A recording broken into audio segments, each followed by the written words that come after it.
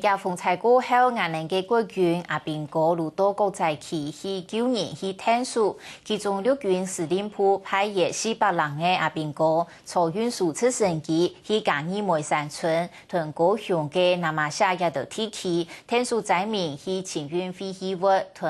环境的复原。另一方面，防空炮兵训练中心也有派2800人的阿兵哥同160人查兵呢，探索现的疏通道路，同时提供训练中心营长来使用嘉东乡129位灾民。为了要畅通高雄县南马下乡的另外道路，还有卡夹到标配本落的内设，陆军司令部先派专业的人员进行空中勘察。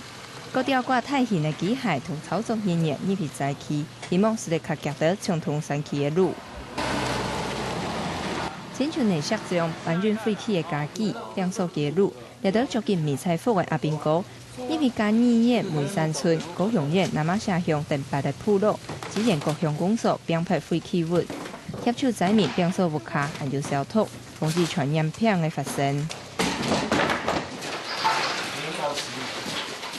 除了即刻协助变扫物卡以外，国军防空炮兵训练中心每经派出兵力畅通泰路，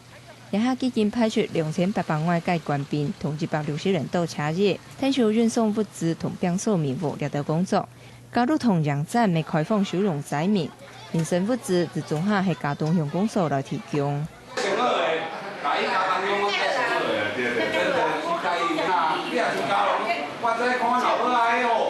如国军来探索，灾民暂时有畏缩好歹，唔是受光山川的问题。不过灾民真希望的，还可以较做到转移自家物卡，恢复风采进前的正常生活。客家新闻林金秀、刘文辉台北报道。